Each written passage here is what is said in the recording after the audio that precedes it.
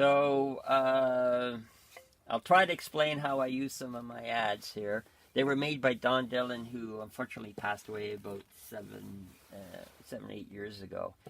And he made the most unique tools that I have ever seen. But so I want to explain, like this ads here I got from Penny, and it's the one I use for the initial cut. Cut down and cut across, and this works really well. It's got an outside bevel, and you can see that it's flat or a little dip here in the center, and it's cut at the corners there a bit. It's important that it's got a little dip in the center, because then you have control. It cuts into the wood and leaves a little bit of wood, waste wood, as you cut.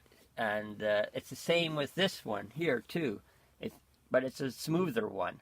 It's almost flat, and that's what I use for finishing it. After I cut across, I use this to smooth it out, and also I use this to smooth it out this way too. And it's quite light.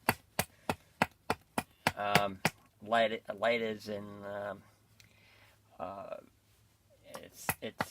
don't have to control my hand. I don't have to hold it up to keep it from doing damage work. It's great for finishing. This here is a inside inside grind here, and it's got a little dip there. A little point, and it digs into the wood here quite nicely. I'll just get an example here. So. See, it cuts and leaves a nice smooth finish.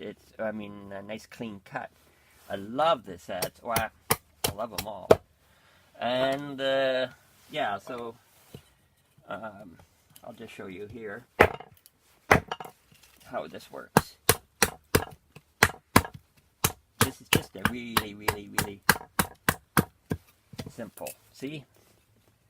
Initial cut, and then you use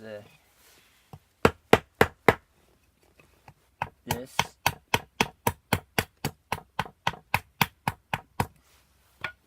finish, and this piece here you use to cut down. It's got a inside grind with a little point, and you have control.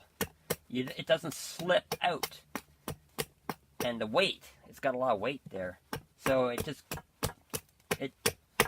just let it do its work. I'm just holding it and it just flicks, cuts down. See, simple. This adze here is another inside grind, and the edge here is rounded off a little bit here and there, so that it doesn't dig into the wood when you're going across. And the weight, there's a lot of weight there. So the weight it's heavy enough to cut right across.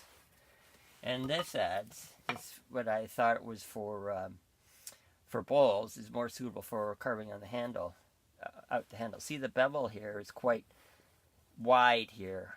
It's thick, so it's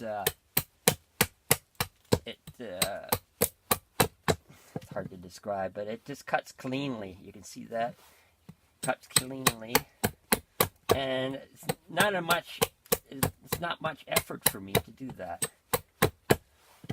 So yeah, it's a great adze, but it took me a long time to figure out how it all works in the right combination.